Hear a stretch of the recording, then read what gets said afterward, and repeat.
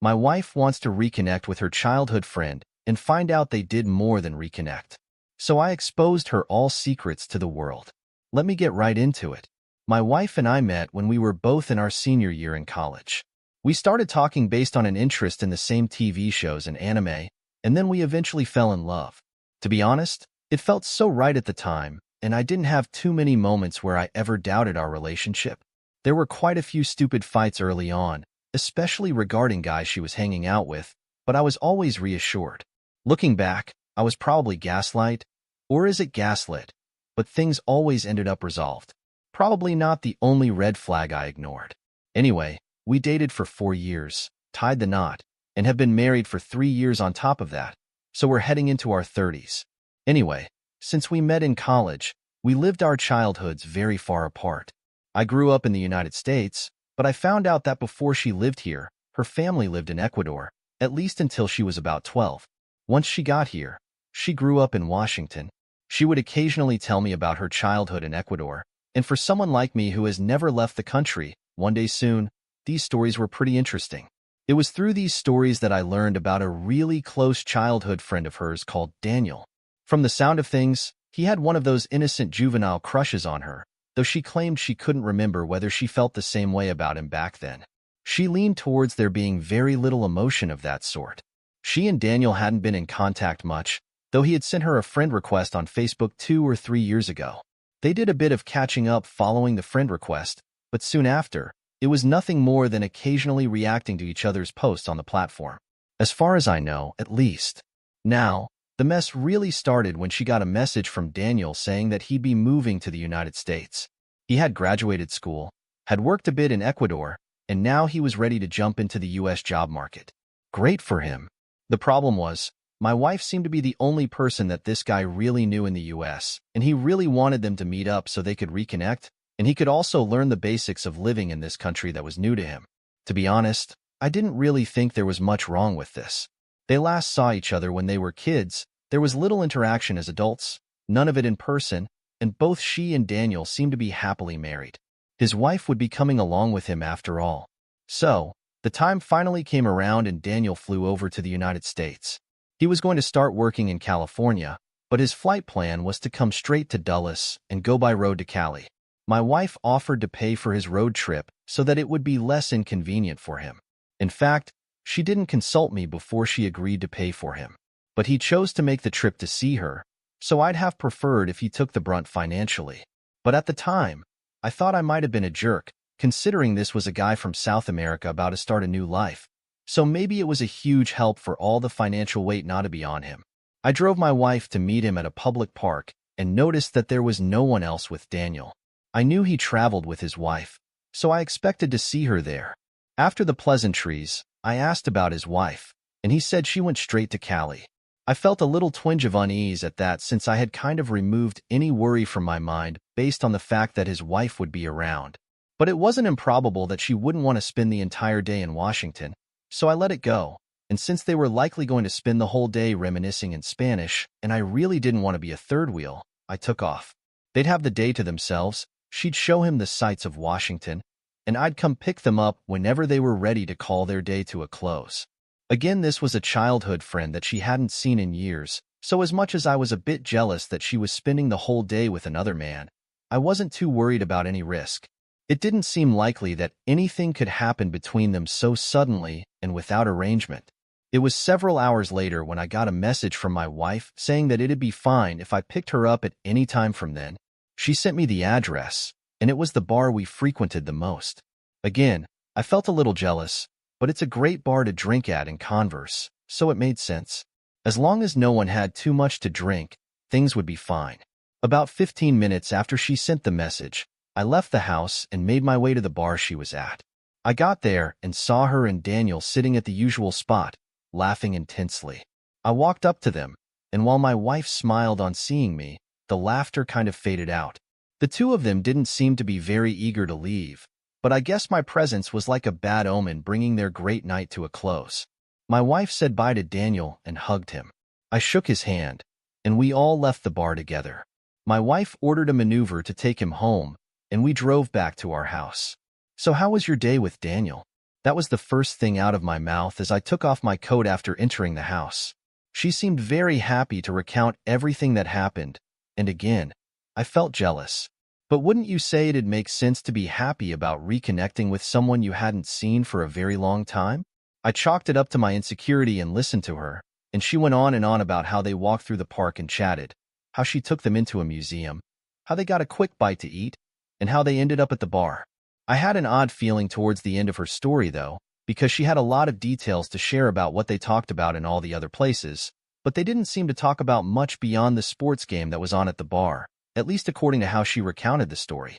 I didn't pry, though, because I hate seeming overly suspicious and insecure, and I really had nothing solid to be wary of. The rest of the night went fine, though, and I got over the niggling feeling I had. The next morning, literally seconds before I walked out of the house for work, my wife quickly squeezed in that she might be going to see Daniel. Yeah, at that point, I had a lot more than a niggling feeling. We had a conversation that went something like this. What? Isn't he supposed to be heading to California today? Do you want to see him before he heads to the bus station, or what? He'll push his departures back by a day, just a day. He'll go tomorrow. But there's so much to talk about, and I don't know the next time I'll see him. When did you find out he was staying an extra day? I mean, we talked about it yesterday at the bar, but nothing was confirmed yet. He let me know he'd made up his mind this morning. I just kind of stood there dumbfounded, with a sinking feeling in my gut. Something just seemed wrong. Daniel wasn't a bad-looking guy. I'd say I look better, though, if I do say so myself. So I started to wonder whether she felt some kind of spark for him that wasn't there when they were kids. I must have stood there without saying anything for quite some time because she said, "Babe?" to catch my attention. And in response to that, all I said was, "Okay." I had to get to work, so I turned to leave right then. She must have felt something was wrong because as I stepped through the doorway, she said, "I have to show up at work, so I won't spend much time with him, baby." I didn't bother replying. Now let's fast forward to when I was at work. Honestly, I was having a pretty hard time concentrating because I had a very unpleasant feeling about my wife and Daniel. To be honest, I struggle with insecurity sometimes, so I had to keep asking myself whether I was overthinking things. I tried to keep my mind under control, but I failed and I decided to ask to leave work early. My boss loves me, so that wasn't hard, especially since it was such an unusual request for me. I was granted permission, and off I went. I started to feel very crazy at this point, especially because I did something I'm not super proud to recount, but it was worth it. I've always been good at thinking things through, so the first thing I did was to park my car at a shopping mall. After that, I took an Uber to a Hertz place and rented a very basic vehicle. I drove it to the hotel my wife mentioned Daniel was staying at, and I found a place to park that gave me a good view of the hotel's entrance. In case you're confused, I obviously couldn't drive my own car because my wife might have recognized it. Again, I felt crazy and stupid during all of this because I wasn't even sure she was at the hotel. If she was to be believed, they would have taken another day out on the town. My wife would know better than to stay at a hotel room with another man alone, even if it was just to talk, because putting yourself in such situations is a recipe for trust issues. I'm not joking when I say I sat in the car for 4 hours straight. I was hungry and I needed to pee, but I was scared that any time I took off could be when I'd miss what I was hoping, or really not hoping to see. But almost as soon as it started becoming unbearable, I caught a familiar figure emerging from the hotel. It was my wife and Daniel. I remember trying to make excuses for her in that moment. They were coming out of the hotel, but I had no idea what had happened between them. Maybe she wasn't in his room. They could have been in the lounge or at the restaurant or bar, but the fact she was there so late in the day made me uneasy since she had told me she wasn't going to spend much time. I was tussling with doubting her and trusting her in that moment. Well, the tussle lasted until I saw a car pull up in front of the entrance. It was an Uber, I assumed. They both walked up to it, and he opened the door for her, and before she ducked into the car, I watched them share a deep kiss. I don't know whether time slowed down or exaggerated my perception, but the kiss went on for about 10 seconds. I still can't remember how I was able to regain clarity of thought briefly, but I managed to take a video of the last 3 seconds of the kiss. Then she hopped in the car. He closed the door, and her car left. And I sat right there in the stupid rental car, unable to process any more thoughts. My brain felt frozen. I think I sat there for an additional hour before I went to return the rental. I didn't go back home that night. I told her I had to work late and I'd stay the night at the office. She sounded disappointed, but she didn't seem wary because this was something I'd do frequently. I planned to sleep in a hotel, but then something occurred to me. My wife knew I wasn't coming home, and if she wasn't expected at home, she likely wouldn't have cut her night with Daniel short. I was still going to sleep in a hotel, but this time, it would be the exact hotel that Daniel was staying at. I just had a very strong suspicion that she would go back to the hotel to spend the night with him and try to leave in the early hours of the day before I could possibly get back. So just like that, I went back, taking my car this time, and I booked a room. Fortunately, they weren't fully booked.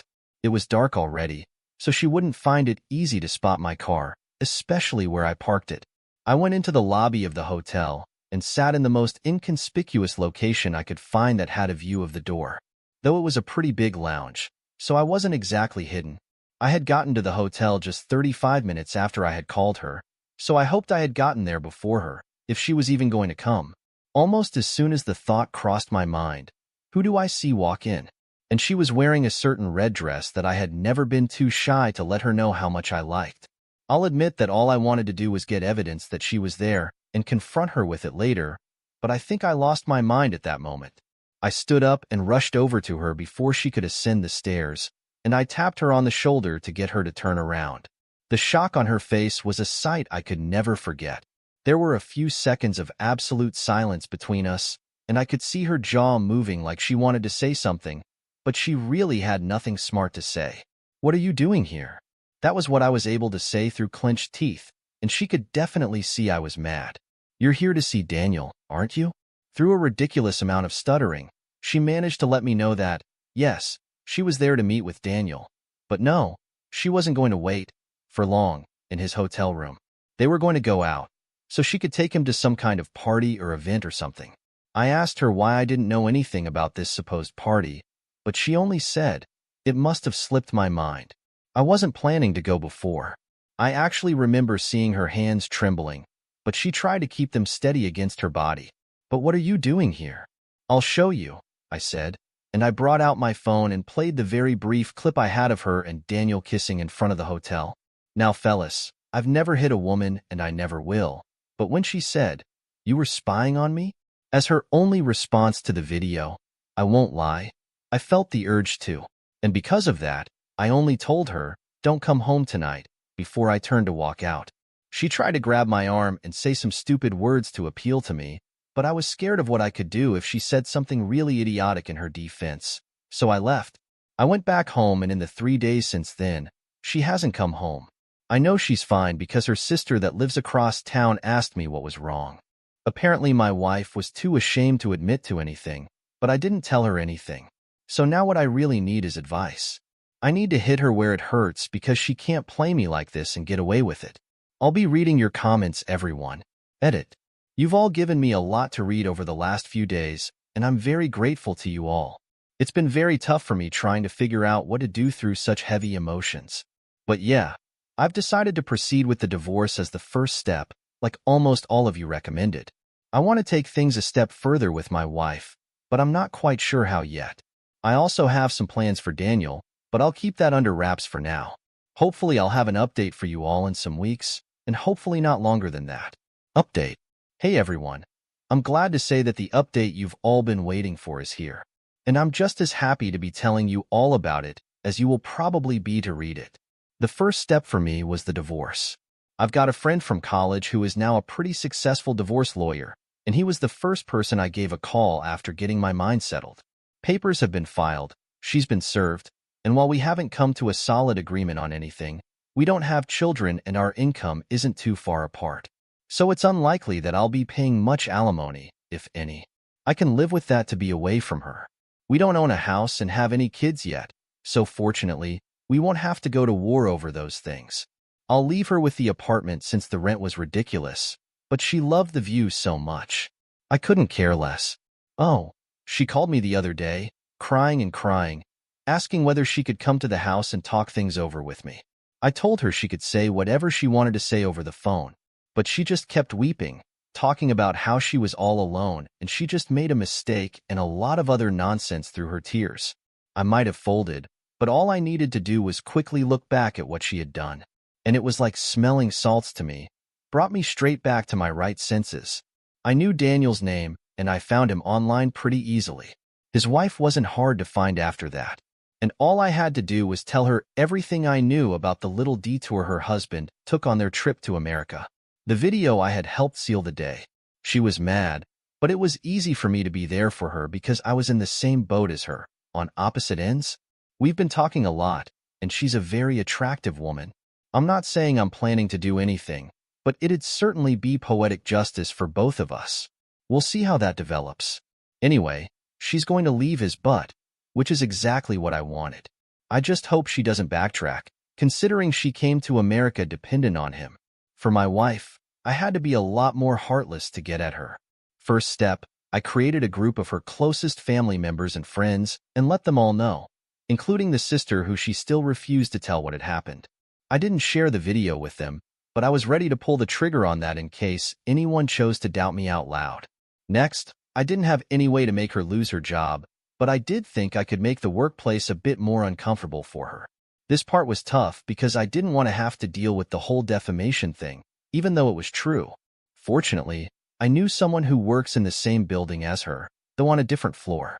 So, I chatted him up and let him know about how I had separated from my wife. Yada, yada, yada.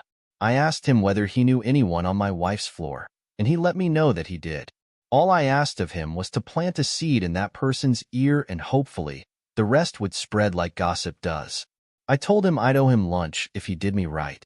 You should have seen the smile on my face when my wife called me, fuming, asking why I would tell her job about what happened. I told her I had no idea what she was talking about. After all, I didn't know anyone at her office. She knew that was true, but she kept saying, "You must have told someone. Somehow, you must have." I could hear her fighting back tears as she shouted at me, but I only enjoyed it as she did. She also screamed about the fact that I told everyone close to her about what she had done, but only told her to be thankful I hadn't sent them the video as well.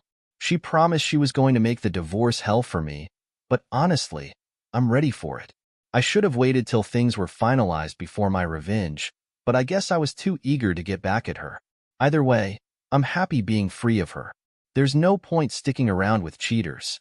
I'd rather be single than be with someone who was unfaithful. And if these are the cards the universe has dealt me, I'll take them. There are better things for me ahead. So thank you all for listening, and I hope you were able to learn something from my story. It wasn't fun to go through, but I'm still young, and I'll try my best to never waste my time on a woman like her again.